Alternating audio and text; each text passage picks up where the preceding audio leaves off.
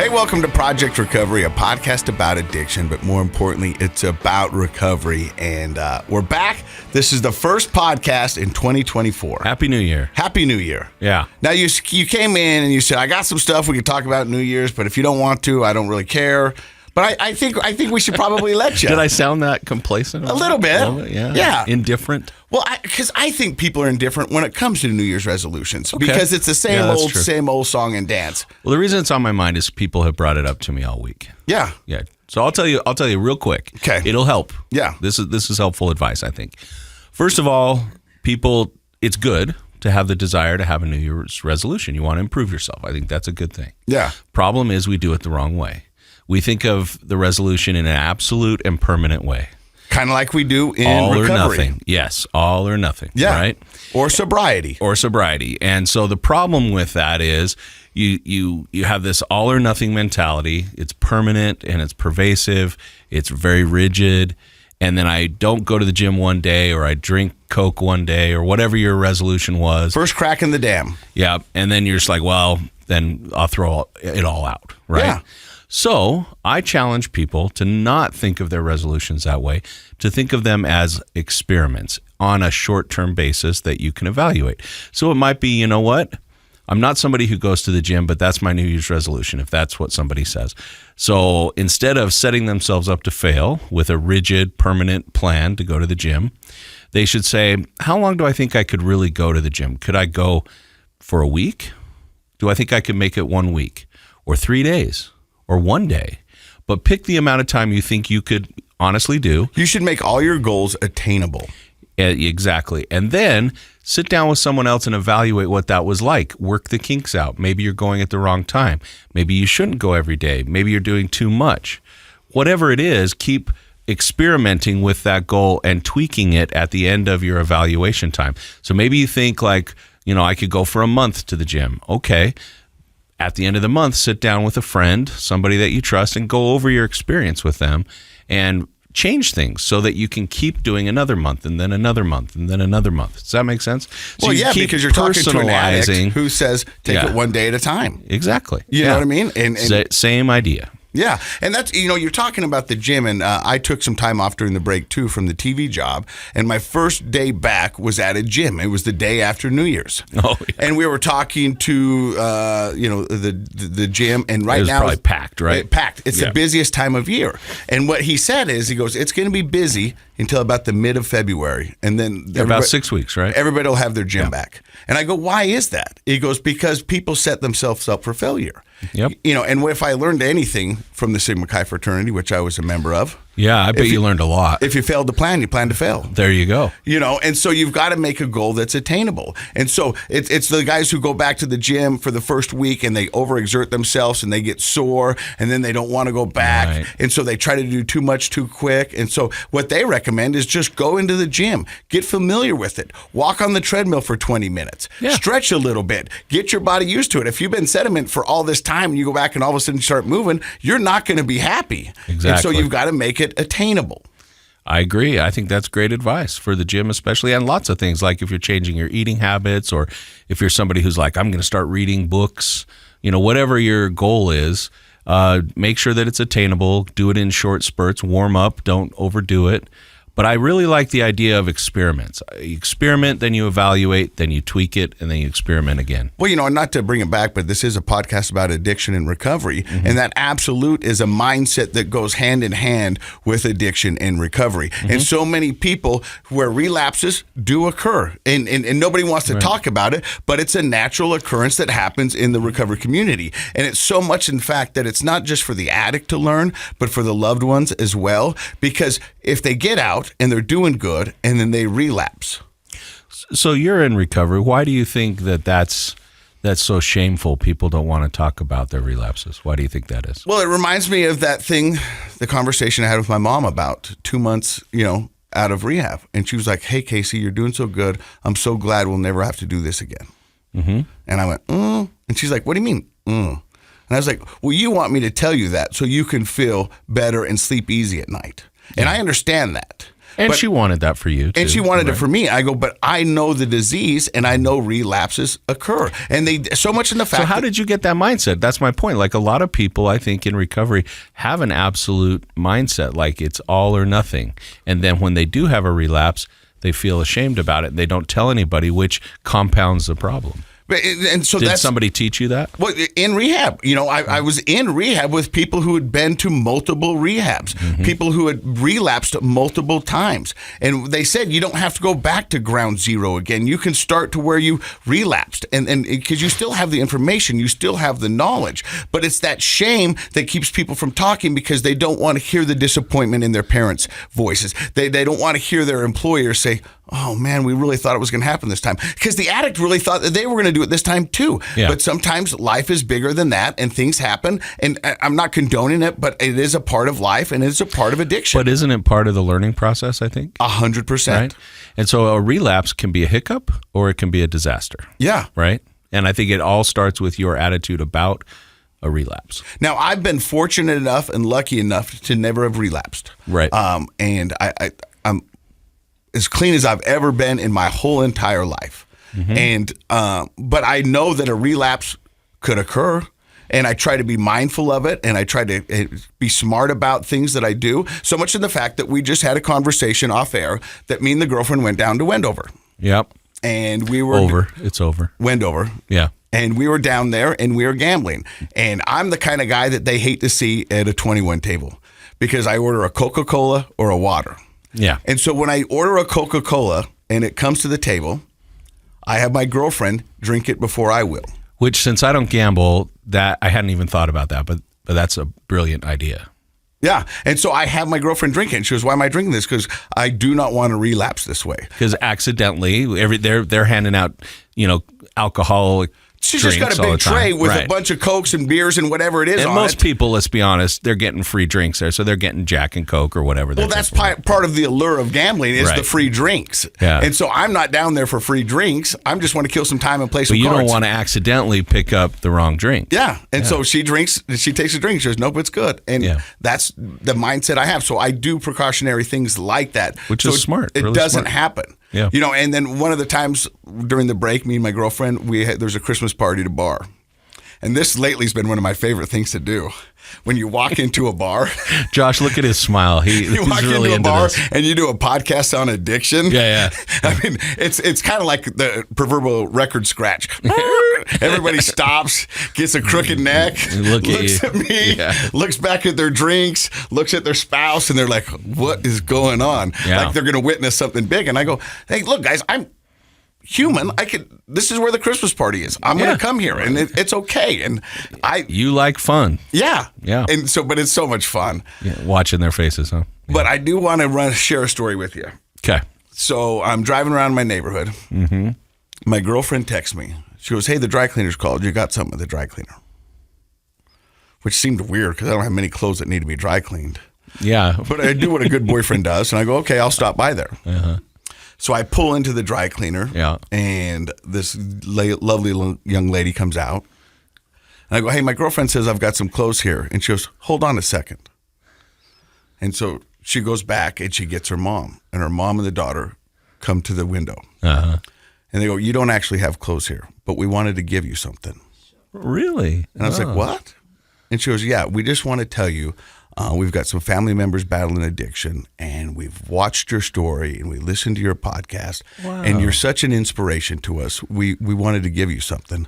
So they handed me over this little baggie. Wow. And then, so I open up the baggie. Yeah. And there was these 2 Christmas tree ornaments in there. Oh, wow. Let's see those. Hand them over. That they had made. And one is I can tell. Al-Anon, and the other is AA. Oh, that's great. So you can tell these were handmade. Handmade, yeah. And so those are nice. I look back up at them and they're crying. Yeah. And then I start to cry. Yeah. So there I am in the drive-up line at the dry cleaners, crying with my 2 new best friends, sharing the possibility of recovery. Yeah. And I thought, this is so beautiful. And this is awesome. So wonderful. And so I went home and I told my kids, and I said, hey, look what these people did for me. Yeah. This is amazing. And my son's like, Dad, are we going to put it on the tree? And I was like, yes. Definitely. And so we put it on the tree. And so from now on, until as long as I have a Christmas tree, these Christmas tree ornaments will be up in there. That's beautiful. And it was a reminder of what a wonderful, beautiful recovery community we have here in Utah. We really do. Absolutely. And so much, in fact, that it's an inspiration for all over the country. Yeah. A lot of our guests. Let me say to the dry cleaning family, Yeah. thank you, not necessarily for thanking Casey, but for taking it outside your family, talking about it, pulling Casey in, thanking him, but being willing to share their experience instead of keeping it secret and private, which is what has always happened in decades past. And I feel like more and more is not happening anymore, where people will say, even what they said, think about what they said. Like, we have members of our family struggling with addiction. That nobody would have said that in the past. No. Nobody would have announced that they have family members struggling with. They would have been ashamed and kept it private. But look at what the community is doing, and we're just happy to be part of that. But like, the community is encouraging people where they feel safe and even appreciative enough of what the community is doing to say something. So good for them. That's what we need, is more of that ground roots, movement to get the word out. So if you need some dry cleaning in the Layton or Kaysville area, Yeah. Phase Dry Cleaning There you go. is amazing. Good. Shout out. It is amazing. And I was telling you that, the Utah recovery community is an inspiration to other states. I just recently found out through Facebook and Instagram that Ian Acker, he's a good friend of ours. He's been on the podcast. on the show. He was the creator and the inspiration behind Fit to Recover. Yeah. He's now passing the torch on, and he's moving up to Seattle. Oh. And I don't know what he's going to do up in Seattle, but we're still going to get a lot of our guests from Fit to Recover. Sure. Like today's guest, whose name is Nate. And Nate has been sober on and off since 2021. But currently you're saying you're just coming up on 100 days of sobriety. About 100, 150 or so. 100, 150. And we want to talk about, his journey and what it's like and what he's doing at Fit to Recover. And if you had to say one word to describe Ian, what would it be? He is a very, very encompassing human being. I'm very grateful for that, because he does not judge, and he takes anyone and everyone in. And that's what the recovery community does. We're going to hear Nate's story. You're listening to Project Recovery. Welcome back to Project Recovery. I'm Casey Scott. That's Dr. Matt Woolley. He's a clinical psychologist, and our guest today is Nate Heaslett, who's celebrating, is it 100, 150? Are you one of those guys that know the exact days? No. So even when I was drinking beers, people would be like, drinkers don't count, counters don't drink. Because it used to become this thing where it's like, I had 18 beers, I had 22 beers. You know what I mean? It was always a competition. Yeah. And then when I got into recovery, some people are like, they know the exact day, they know the exact time. We have some people on the show that know it down to the minute. Like, I don't know what my days would be. Like, about every 3 or 4 months, I will Google September 3rd, 2018. Well, some people use an app, right? Yeah. Yeah. And I You'll Google it to like do the math. how many days has it been gotcha. since September 3rd, 2018? And it will tell me. It seems unnecessary, but every once in a while I like to do it. I guess if you're proud of yourself, you know what I mean, just to to see how long it's been. Yeah. So you don't know exactly how many days. Where does the story of Nate Heaslett begin? Well, it begins up in Washington, the Seattle area where I grew up. And that's kind of where, that's where I grew up, in a little town about 30 minutes east of Seattle called North Bend. Now, so a small town, was it like a traditional small town? Not a lot going on, one stoplight, always green? Yep, it was the last town you'd hit before you head over the pass to eastern Washington. So it's not a whole lot going on, but traditional up until the last few years when they've been growing and whatnot. So what was your family life like growing up? Brothers and sisters, religious family? Yeah, so I grew up in a very Catholic household. I had 2 older brothers. I'm the youngest of 3. And so, yeah, religion was very much a big part of my history growing up. And I went to a Catholic private school in middle school. But yeah, growing up, it was a lot of my family is among the sailor community. So that's kind of where that drinking originally comes from, is just that side of my family. And so So drinking was prevalent at most family occasions. oh, very much so. You go on a trip or a camping, somebody was always in charge of the alcohol. Yep. We always had that, at least 1 or 2 coolers full of booze at the family gatherings, family barbecues, and whatnot. Now, growing up, did your parents have a talk with you of saying, hey, don't drink, or was there clear and concise rules? I mean, it was kind of that preconception of like addicts are the people on the side of the road who are the homeless type and whatnot. And so that's that preconception I grew up with. But it wasn't until like my uncles and my family members really, like I got to a certain age where it started to be okay. And that's kind of where it rooted and took off from there. And so, do you remember the first time you tried alcohol? It would have been in my single digit years, probably around 7 or 8, just the dip in the wine and try that. And then, it wasn't until I hit about 13 that I actually really got messed up for the first time and really got drunk. And I was like, oh, this is an interesting feeling. And that's how we have some family cabins out in Idaho. And so when we're out there, that's really the culture, is just drinking and enjoying the lake life and whatnot. So that's where it really rooted from. Now, being the youngest of 3, did you fit in with your siblings? Did you fit in with, neighbors in your community? I mean, because we've had a lot of people on the podcast who, felt like an outsider or suffered from anxiety, although they didn't realize that's what it was called. Mm-hmm. Or did you feel like you had a pretty good upbringing? I would say I had a pretty good upbringing, but I grew up in an area where everyone around my age was either 1 to 5 years older than me. And so I was always just that sibling that people brought along.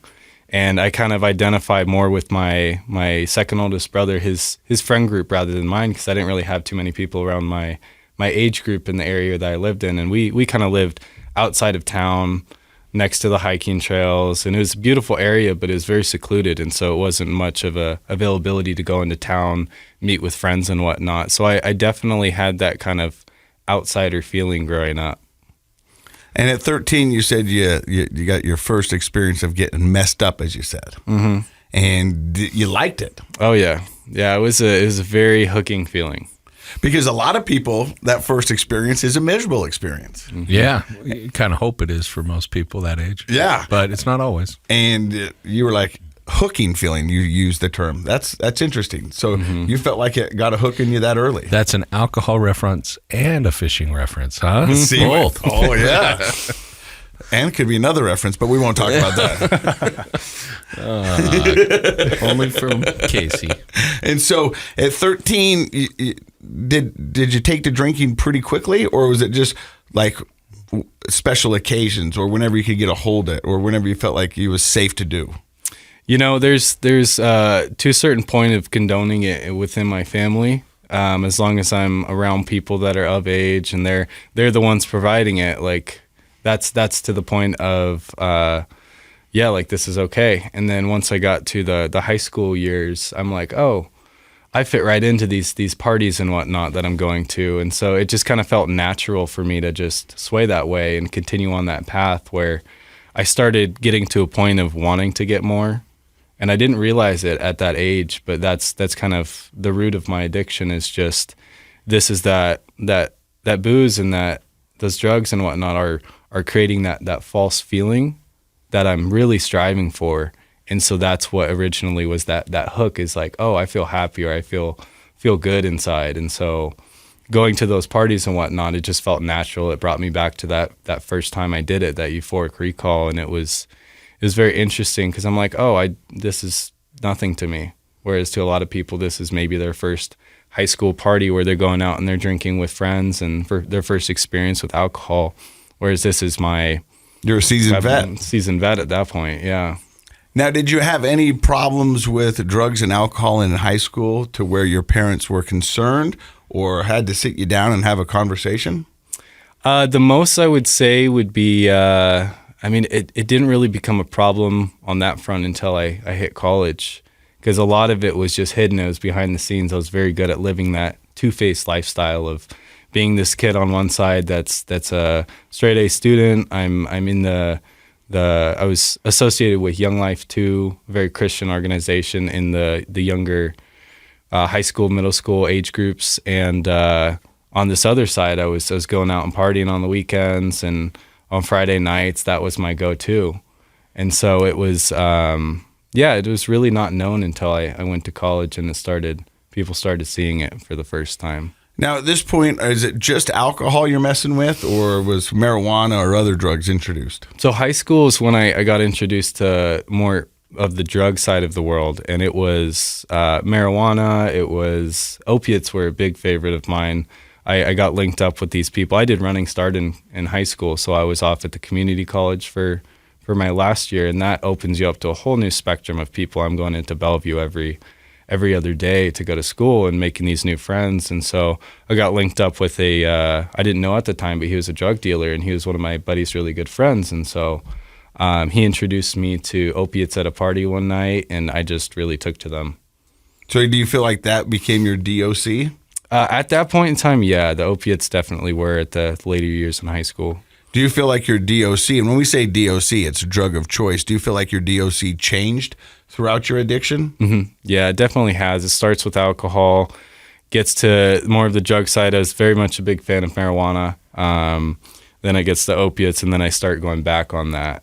But I definitely experienced more drugs in college. It was the ecstasy, the cocaine laced with fentanyl, all inclusive at that point. Yeah, sounds like college.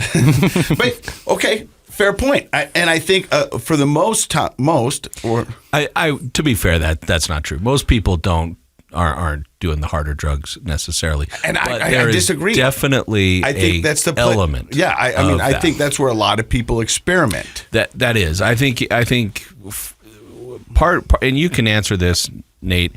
But a part of it is like being away from home, having freedom for the first time, like you said, meeting a whole nother crowd of people. And it sounds like you were comfortable hanging out with older people because that was your younger life experience with the older brothers and their friends. And so, that probably felt kind of fun. And older people, when you're that age, are cool, right? Mm-hmm. At our age, they're not cool anymore. But like when you're a teenager, like people in their 20s seem so old and cool and interesting. And so you want to do what they're doing. And so, yeah, I could see how it's easy to fall into that. And especially if you, like you said, you didn't really have the insight yet that feeling happy was something that you were feeling sort of a disingenuous version of happy, right? It was a drug-induced, alcohol-induced happiness. So it was all fun, probably until it wasn't. You said you got into a little trouble in college or with the family, or people started noticing your behavior a little bit more. Tell me a little bit about that. Yeah, so when I was in college, it was right about the time they started legalizing marijuana and whatnot. And I had my family didn't really know about my drug usage outside of the marijuana up until I started going to rehabs. But yeah, so it was really just the alcohol and the weed that they took to, and it was interesting because they were more upset with the fact that I was using nicotine than weed, because both of my parents have had their history with drugs and alcohol, but they're amongst those people that are able to just put it down whenever. And I was not. And I definitely, having that false feeling and whatnot present itself to me when I was under the influence, really just, it was that drive to do it more. And it was my way to connect with people. And being disconnected from my family out at school, this was my way to, I guess, just find my people and find my crowd. And so, yeah, it wasn't until I started coming home, because I was working a job still back at home while I was going to college. I was about 2.5 hours away from home. So I'd come back on the weekends, and then I would again, in that mindset of being under the influence, I would forget things at home. And so they'd find it in the laundry, or they'd find it in my bedroom. They'd be like, oh, what's this? And so it wasn't really like a hard, you need to stop this. And so I would just be more concise in concealing it. Yeah. You had mentioned that's when you started going to rehabs, plural. Mm-hmm. How many rehabs have you done in total? I've only done 2, but I've done a couple stints at one up in Washington. I didn't really hit those until I graduated college, and it was about a year after that I first started back in 21. So walk me to the point where you end up going to the first rehab. What led up to that? So for that one, it was about the same time COVID hit. That had a really big influence on my both addiction and my career path and whatnot. I was in the middle of college and I was not able to do anything. I was at a flight school in the middle of Washington, and obviously you can't fly with other people in the airplane if COVID's rampant and whatnot. And so we didn't have school, and I was back at home for that point in time. I had been laid off from my job because they were cutting down the staff for the COVID problem as well. And so for me, that whole period of time was just smoking a lot of weed and going for a lot of hikes with my dog. And we talked about it because we did this podcast during COVID. Yeah. And we were talking about how weird this is going to be looking back after 10 years. And now I think we're starting to see some of what has happened and transpired during those COVID times. But it was a dark time for a lot of people because they were stuck at home. The 5 o'clock drink became a 12 o'clock drink. Yeah, a lot of substance abuse took off during COVID because people were either unemployed, they certainly were underemployed, they were under-supervised. So even if you were working full-time at home, nobody could see what was in your coffee mug, right? Yeah. That kind of thing. And I think there was a lot of uncertainty. A lot of depression about where the world is going. I think being around you always helped me feel a little more optimistic because Casey's like the ultimate optimist. I'm a fairly optimistic guy too, so I don't think that ever got me down too badly. But man, it was just such a social problem. And when we feel, I mean, it's a dumb thing to say because it's so basic, but human beings want to feel good. That's like the basis of a human being. Everything we do in some way or another is designed to feel good. Yeah. Even though it doesn't always work out that way. You can't feel good all the time. You can't feel good all the time, but we want to. Yeah. And so, when you're stuck at home, underemployed, you don't have anything really to do, you're a little worried about your future, flight school's on hold, things like that. It's easy to ramp up your substance abuse. Or we saw a lot with people, overeating, gaining lots of weight during that time, and just all sorts of things. So you're at home, COVID hit, you lost your job, you're smoking a lot of weed, taking a lot of hikes with the dog. Mm-hmm. Did your family go, hey, Nate, what's going on? Yeah, they definitely started questioning me there because I had some very, very different behavior than what I normally would have. Luckily, that stint only lasted for that summer, that February to September. I was able to go back to school and kind of start trying to get my life back on track. I was able to finish up, graduate, and whatnot. But I was still carrying those addiction habits with me. But it's funny that you bring up the COVID part and a lot of people getting depressed and whatnot. I had a good friend in high school, or not in high school, in college, and he was my drug dealer in college as well. But we had come back, and he had stayed there for COVID because he was working for the school, and unfortunately he had committed suicide, and that scared me enough to stay away from a lot of the hard drugs that I had normally done. But I still continued on with the alcohol and the marijuana usage. And so after graduating college with my associates, I had a number of licenses and whatnot. I had come back home and I didn't really have a path set out for me. So I just kind of joined the workforce and started doing that. There's a lot of physical labor jobs and whatnot, and that's where, I mean, you hear a lot of addiction in that kind of industry of physical labor, and I was definitely one of those folks that took to it. I all through college I worked in construction, and a lot of those guys are working for the weekend. You know what I mean? And your day starts out hungover. There's and a song about it. Yeah. Your day starts out hungover, and you can't wait until 5 o'clock comes so you can sit on the back of a truck bed and drink a beer.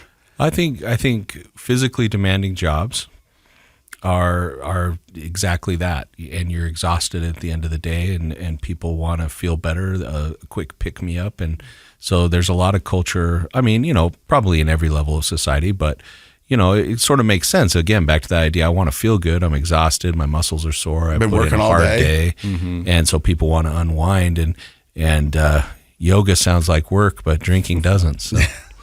And so you're working in the workforce, and are you starting to drink a lot more? Yeah. So at this point, I'm starting to leave the drugs behind, but that comes back later on, and I pick up a lot more drinking. And then that starts to affect my finances. And so I'm adding more jobs, I'm adding more hours worked, and I'm adding more drinking on top of that. So it's just a whole storm of a mess. And so at this point, I start to get that mental depression set in of just like, I don't have a path. I don't know where I'm going with my life. I keep messing it up, and I don't have this savings account that I keep saying I'm going to have. So I'm not able to fulfill that goal of mine. And so I have this kind of mentality of an external validation source that I need because of a lot of things growing up. It's again, hits that two-faced lifestyle and whatnot of always being this perfect person and just being myself in the party community. And so I started looking for that external validation, and I turn to relationships now for that. I link up with someone from my past in high school, and we start dating, and I kind of subside on the addiction side of it. I start drinking less. I'm still working 2 jobs and whatnot. But it wasn't until I get part the way through that relationship that I start picking up that addiction again, because I'm realizing that external validation isn't enough, and I need that internal feeling. So I'm drinking more. I start using weed again. It's very legal at that point in time, and I am very of age at that point in time. So it's no hard way to get. And so, but that starts affecting that relationship. And so I'm thinking it's the relationship that's the problem, but it's not. It's my addiction the whole time. And I'm just sitting here trying to cope with life and the bad feelings that come with it, and continuing to dig that hole and whatnot. And that's the point in time where I start to get to, I start seeing a therapist. I start going to inpatient rehabs and whatnot. And yet that was never enough. And that was always like, as soon as I got to the point of getting pushed enough to talk about how I feel, I'm not. And I run from those too. Why? Why didn't you want to talk about how you feel? Was it your upbringing? Was it insecurities? I'm curious. It's a number of them, and those are definitely included. I mean, it was that I grew up in a very, like, you need to be a self-sufficient person household. You need to be able to provide and whatnot. And so I'm thinking in my head, like, oh, I need to be this owner of my feelings. I need to have all my stuff together. And I need to be that person, because I'm always so talking about feelings sort of indicated weakness or it was insufficiency. Never really touched as a kid. I never was really emotionally in tune or anything like that. Never really addressed. Anytime it was addressed, it was always addressed in a negative way. Mm-hmm. I think that's common, right? I mean, yeah, because what he was describing was life. You know what I mean? Right. You know, and I've put it back on myself, and I was like, I think we all find ourselves in that situation, and sure. We think everybody else has got it figured out, but little do we know they're all feeling the same way we are. Yeah. Or a lot of people are. For everybody. Yeah. But we just don't talk about it, so you feel like you're the only one, right? Mm-hmm. And my curiosity is going into these, therapy sessions and support sessions. Were you still trying to maintain the idea that it's external things that are the problem, the girlfriend or the job? Were there thoughts starting to percolate in your mind, like maybe I'm doing something that I shouldn't do? Or was your ego such that you were in those rooms and you were like, I'm not like you guys? Because that's how I was. You know what I mean? I was like, I'm bad. I'm not going to deny that I'm not in a bad shape, but I'm not as bad as you guys. You know what I mean? And I don't know if that was, and maybe that's not fair to say. At first it was very much a lot of minimizing. Maybe it's a drug problem and not an alcohol problem. I can control it. And I was very much on that control spectrum of I need to control every aspect of my life. And so not being able to have that power over it really, really messed with my head. And so I got to a point of talking about those feelings and whatnot, and getting to a point of getting pushed enough where I'm just like, no, I don't need you guys. I can handle it. And so I would stay sober for a little bit, and then I would go straight back to the bottle or go straight back to the joint, because that's what would help me function, and that would get me out of my head, out of that mental What did you problem. think about people that were talking about their feelings and being really open in those sessions? At the point in time, I was very much like, you are very out of control of your life. Yeah. And you do not have the power to do anything about it. And I was very much putting myself on sort of a pedestal of like, no, I can handle it. I don't need to talk in a group of people about how I'm feeling or the stresses that I have going on in my life. Yeah. Like, I can talk about the addiction, and I understand that's probably a part of my life, but as far as going to that next step, I was very much stonewalling it. It reminds me of a time that I was in rehab, and you've heard this before, but the therapist goes, Do you want me to blow your mind? And I'm like, yeah, man, I'm in rehab. Drinking's not your problem. And I go, pretty sure drinking's my problem. That's why I'm here. And he goes, no, your problems are your problems. And drinking was your solution, and now it's no longer helping you, and it has become a problem. Let's not get that twisted. But took me so long to realize that, and it's kind of what Nate is saying. Got to go to that next level, like you know what I mean. Said, yeah. Right now, he's like, well, the drugs are the problem, or the alcohol is the problem. No, not until we unpack that backpack or unpeel that onion and figure out what your problems are and what you're searching from, or what you're running from, or what it really is the issue. Right. That these are just here to, like you said earlier, make you feel good, Yeah. and they do work, and they will make you feel good for a while, For a minute. and then you got to go to the next level, or you got to do this. And so you're always chasing that high to feel better. And so until you unpack that backpack and figure out what really is the issue, because I mean, the drugs and alcohol are an issue, but the reality is you had some issues.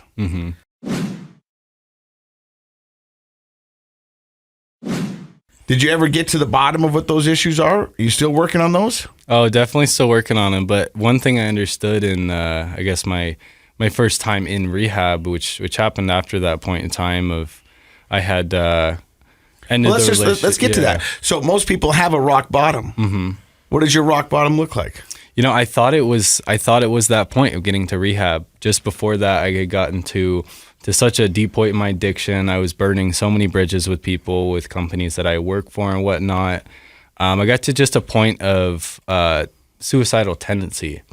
And so it got bad enough to a point where I tried to act on it, and it did not work for me. And I thought that was my rock bottom, but it wasn't. So my brother that lives in Oregon had invited me to come down and live with them and just try to get me back on my feet. And that was a very good situation to be in. But as soon as being home, all those stresses of life come back on. I'm expected to act a certain way, abide by these rules. I need to get a job. I need to get back on that career path that I want to do. And it just all hit me, being surrounded by family around the holidays and whatnot. It was terrible. And I had relapsed within a couple of days of being home. And that was the point that I went to rehab, and where I was in with a bunch of people that had the same problem as me. But it wasn't until I met with the therapist and case manager there that he kind of explained the same situation that you just explained of, it's not the drinking or the drugs that are the problem, but that's just your way to cope with life's problems. And that's the real issue. So it wasn't until that point that I'm really like, oh, maybe I am an addict or an alcoholic, and I'm just coping wrong with life stressors. Well, insight is the prerequisite to change, right? And so until a person, any of us, has true insight about ourselves or our life situation, we can't really make changes. The changes are very temporary and insufficient. And so it sounds like that was a turning point for you. But the era that we grew up, Dr. Matt, everything was blamed on drugs and alcohol. And I'm not saying drugs and alcohol, but rock and roll was in there. Yeah, and all of that. But it was always the drugs and alcohol. And nobody ever wanted to go, but what's behind the drugs and alcohol? Why is a person using? Why is they using that? And, we've had so many of these podcasts where people had suffered from anxiety, but we didn't call it anxiety back then. No. And other problems that they were running from or hiding from or numbing from. Or one of the terms that I like a lot in therapy is underdeveloped. A lot of us grow up with skills that we need in life, but they're underdeveloped because maybe our parents had underdeveloped skills of communication or whatever it happened to be. And so we have to compensate for that. And as people, we don't really always know the right way to go. And so we compensate in ways that can be self-destructive. Like if I feel underdeveloped in my ability to make friends, if I don't really know how to do that, but I still have that strong drive as a teenager to make friends, then I might find out that, when I'm drinking or smoking weed, I'm funny. People like me. So I'm always going to start using that in order to make friends, because what I really want is a friend. Yeah. And so that connection, right? And for teenagers, that's one of their biggest drives is social connection. But a lot of teenagers don't know how, or they might have social anxiety. And so, there's, I think, a much better understanding now that drugs and alcohol typically are being used for some other reason, and then eventually they become addictions. I think it's interesting, shocking, and sad that Nate talked about, he thought his rock bottom was an attempted suicide. Mm-hmm. But his real rock bottom came when he came back to his family and was overwhelmed with emotions and uncertainty and trying to figure out life. Back in that role. Yeah. You know, that shows you the power of connection, you know, and I don't know your family, but I can only imagine it be someone like mine. Is they thought you were going to come back from your brothers and you did a Control-Alt-Delete and everything's going to be fine. And then they're going to put you on this path and everything's going to be good. But nothing ever got addressed about why you were doing it. And so all those emotions flooded back at once. And it sounds like you said, no, let's go to an inpatient. Yeah. No, it was, I found myself drinking the next day, that morning, 8 a.m., right after Christmas. And, that night ended up having a falling out with my family, and they kind of addressed me in the way of like, you need help. And so I spent that whole night just I've done that. Just totally just yakking and just having a bad time. And so my parents addressed me the next morning or the next evening because I slept through the day, and they're just like, hey, so we've got a couple options for you. One of them is we can get you into a rehab facility. The other option is we got to figure something else out. So I'm like, well, I got nothing going for me, nothing to lose, so might as well go to this rehab. And little did I know, they're like, all right, come downstairs. We've got someone on the phone. They got a bed for you.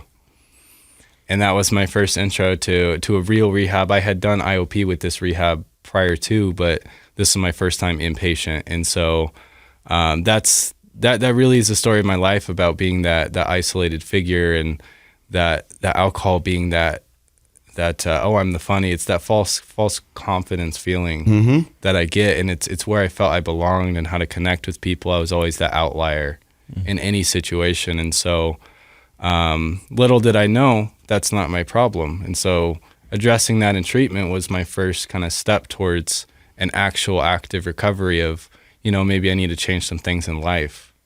They call them the aha moments. Yeah. Where you're sitting in rehab and you're, yeah, okay, that makes sense. You know what I mean? And I mean, I didn't go to rehab until I was 45. You know what I mean? Yeah. And to be 45 and figure out who you are and what you want, or realize that you don't know who you are. I mean, it's an exciting, it's a sad, it's a frightening feeling to be all of a sudden like, holy cow. But you know what? It is something that can happen to anybody at any age.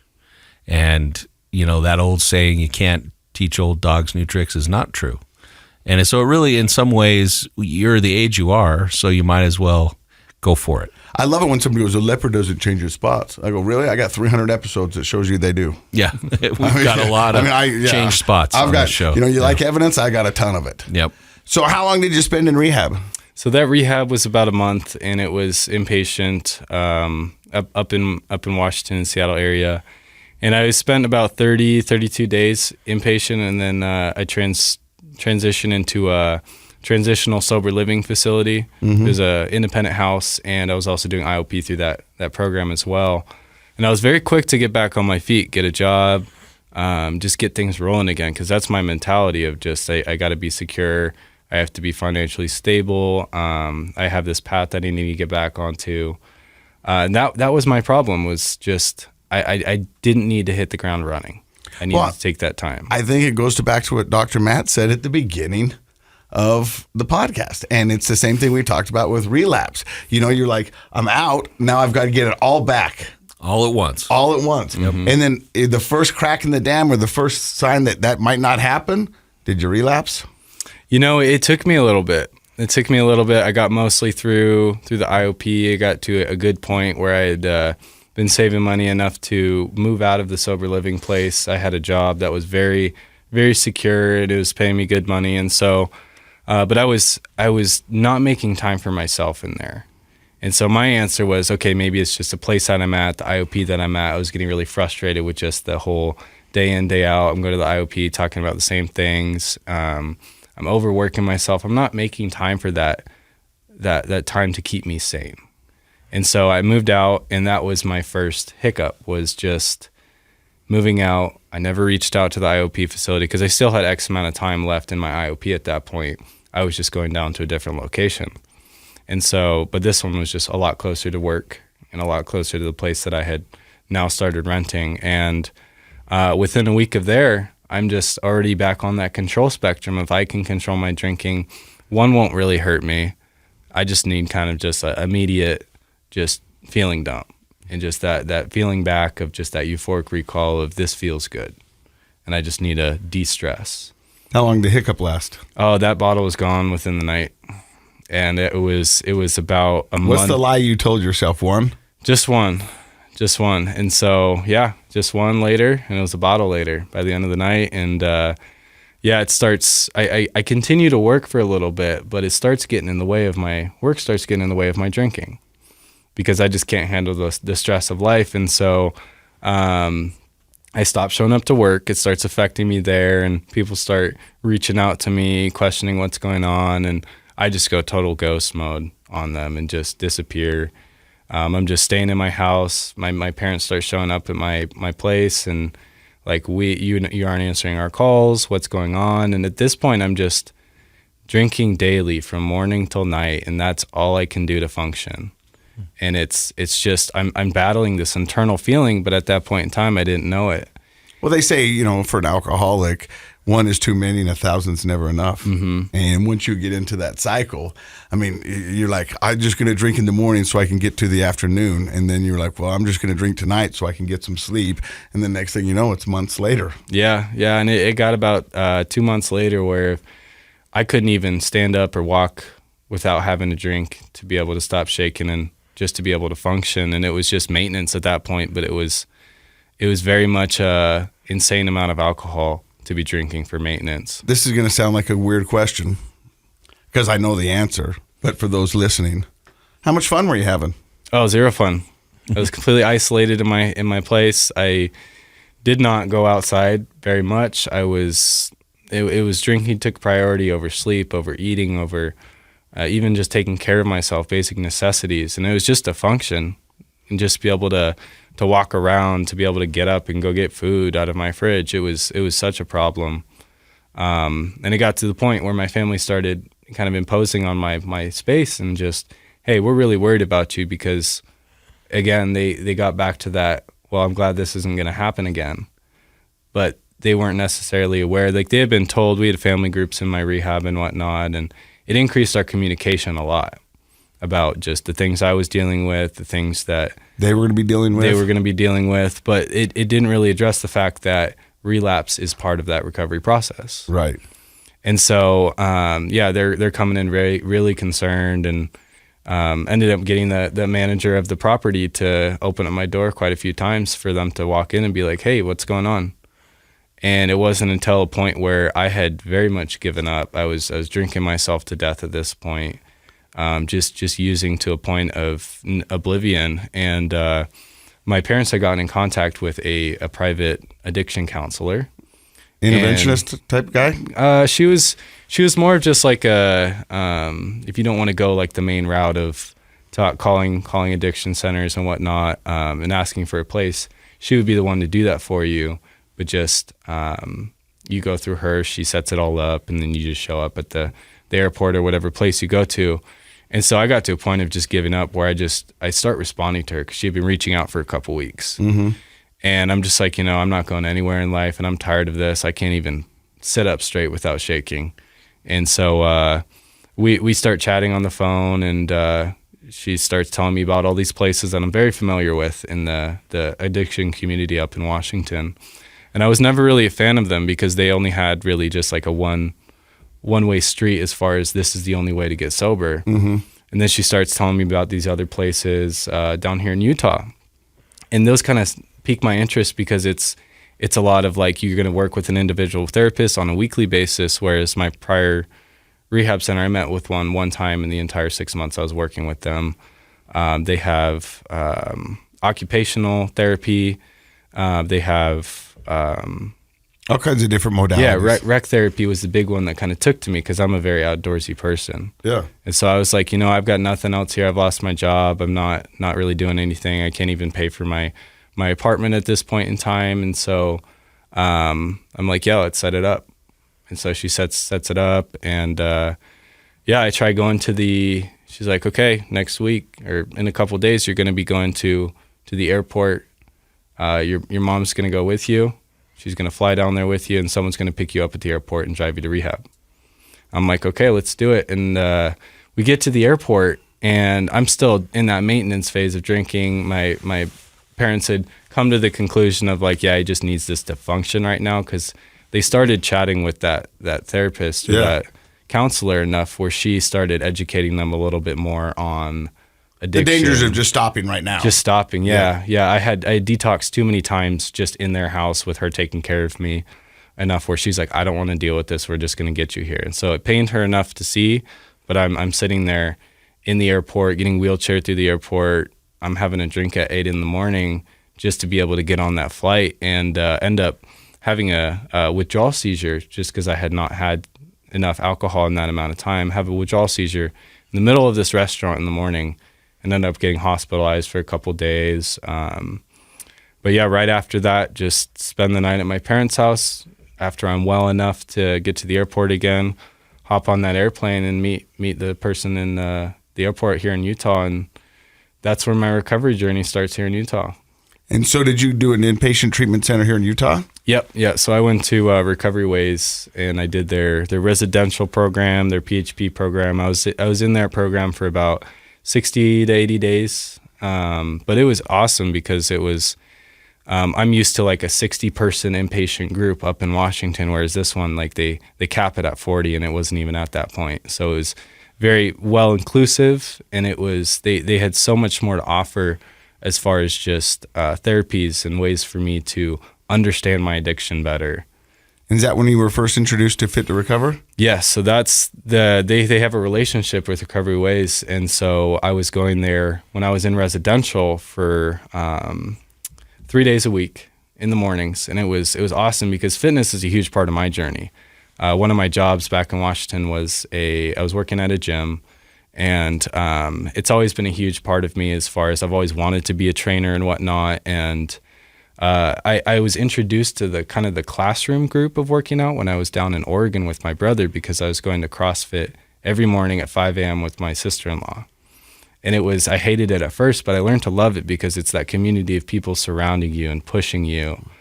And it wasn't until I got to Recovery Ways in there that I finally understood what I was really missing in my life was that connection and that community of people around me. And I really felt that whenever I was going to FTR. And so I knew in my head that I had to do something with FTR because this is such a huge part of my recovery this time around. And I need that community in my life. So taking the steps to connect with the trainers there and continuing to go there even through PHP, it's been an awesome journey. And I feel like part of that family now, that I'm a part of that company. That's amazing. So what I love about this is you had mentioned that, your previous experience, there was like one way to do it. Mm-hmm. And then you've come to Utah, and fortunately we do have a culture of many modalities of treatment recovery. And I feel like just like alcohol hooked you, you have to find the hook for your recovery too, right? People have to find what works for them. I think, Casey, you've said it 100 times, there's a million ways up Sober Mountain. Yeah. And who cares what your modality is if you're a traditional 12-step person, but if things like mindfulness, meditation, spirituality, fitness, nutrition, any of these things that hooks you and helps you along your journey, I think we need the hook on the treatment side, just like, unfortunately, we can get hooked on the addiction side. But I think he showed a great example of what we've said on the podcast all along. The opposite of addiction is an abstinence. It's connection. And when you came down here and you found a group like FTR and you found that connection and you found your community and you found your tribe, whatever you want to call it, you found a place that you fit in. Mm-hmm. That made sense to you. And that's the key to, I think, for so many people, sobriety is something that makes sense to you, something that you're willing to do for the rest of your life. Yeah. There's so many people who get in, the 12 steps. And look, I like the 12 step. I think it serves a good purpose. But I know in my head, I cannot be for some people, that's their community. Yeah. But it wasn't your community. No, it wasn't my community. And I'm not going to be going to meetings for the rest of my life. Right. That's not something that I want to do for the rest of my life. Well, I think you kind of know when you're hooked with something. Yeah. I mean, it's like when you meet somebody and you think they're really neat and you want to hang around with them again, like that feeling of you get hooked. Yeah. And I think addicts get hooked. Yeah. And in good ways or bad ways, right? Mm-hmm. And so now you're actually working for FTR. Mm-hmm. What are you doing for them? I am a fitness trainer with them, so I teach treatment centers just like I was in recovery ways coming there. They're now coming to me, and I'm the instructor behind the thing you always wanted to do. The thing I always wanted to do, and it was interesting because I was sharing with my friends in rehab, like, oh, this is what I want to do when I get out. I want to work at FTR. I want to work in a fitness because I really feel that connection there, and I also want to work somewhere in the outdoor industry, which I also do up at the resort, just so I can pursue that outdoor, that occupational side of it. Because one person really explained it to me really well. Her name's Amy. She runs occupational therapy at Recovery Ways. And it was just anything that occupies your time in your brain space. And that's what really flipped the switch in my mind of maybe recovery isn't just this one-step journey, this 12-step journey, but it's anything I do with my time to recharge myself and keep myself sane. And that FTR fit very perfectly in there. And so being a part of FTR now, it's awesome how full circle it goes, because now one of my classes is actually that Recovery Ways group, and I've taught that group that used to come in every morning that I was in, and now I can be the one to help them. Oh, man, that is so cool. I love it. Yeah. So how's the relationship with your parents and your brothers now? It's been awesome since then. Ever since I first started in that rehab up in Washington, we've understood that our communication has always been off. But it wasn't until they came down here to a family group, and I actually met with them and my therapist at that point in time, that we were able to sit down and fully communicate. We've been working on communication the last couple of years since I've been in rehab. But now we're able to actually communicate better as individuals to each other. It's nice, honestly, having that distance between us, because it gives me a different sense of responsibility that now I have this control over my life, and it's under my instruction now, versus being under this kind of umbrella of expectations. But not only that, but my goals have changed since the first time I was in rehab. Now it's less of a security and more of a personal internal happiness that I strive for. And so that's completely changed the way I communicate with my family. Doing all the things that I do with my time now has been huge, because they see me flourishing in this community down here, especially the FTR community, because I very much get fulfillment out of helping people along their journey through fitness. See, and I think it comes back full circle to what Dr. Matt started with the New Year's resolutions. Life's about experiences and the journey. It's not so much about the absolute. And Right. well, for me anyways. I think that's the healthiest way to look at it. But, it is. And that's what I tell my kids. Life's about experiences and the journey. And there's going to be ups and downs the whole way. But just try to make the best out of it as you can. And I think when you do well, you bring people who are close to you along with you. Just like we say, addiction is a family disease, recovery is a family solution, right? Like, yes. When one person is in recovery, I think their whole family, close friends, at least have the opportunity to benefit and grow. Sounds like your family is better at communicating, and I would assume, therefore, in some important ways, closer as a family. Mm-hmm. Most definitely. And it's interesting how the communication aspect and just the recovery aspect kind of spreads its roots through your friend and family group, because I have very close friends of mine. It's that chosen family. mm-hmm. And now they see the things that I've changed in the way I act now, and they start asking questions, and we get into conversation about, oh, what's different? Maybe that's something I should think about changing. And it's very awesome to get into conversation with them about that kind of stuff, because it's not something the normal person would think about. But since you're in the rehab community and in that recovery situation where you're meeting with those people, you're doing a lot of introversial kind of looking at. And so you're really looking at yourself over time and just internal ways you cope with things, habits and whatnot. not normal people don't really get the chance to do that unless they're working with a therapist or they actually make time for that. But here you're in that constructive environment and you're actually going Judgment-free zone. Exactly. And so you actually have that time to just take a step back and understand, oh, this is how I react. Maybe I wasn't right at this. Maybe I need to change the way I act now.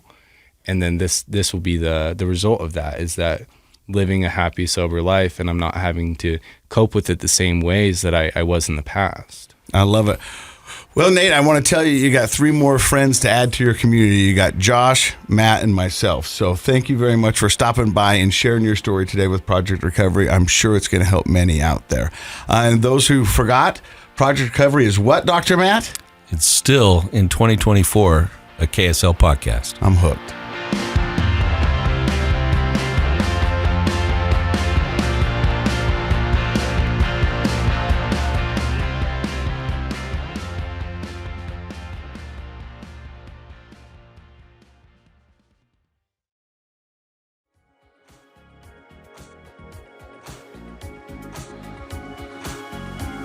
The contents of this program are for informational purposes only. The program is not intended to be a substitute for professional medical advice, diagnosis, or treatment. Always seek the advice of your physician, licensed therapist, or other qualified health provider with any questions you may have regarding a medical condition. Never disregard professional medical advice or delay in seeking it because of something you've heard on this program.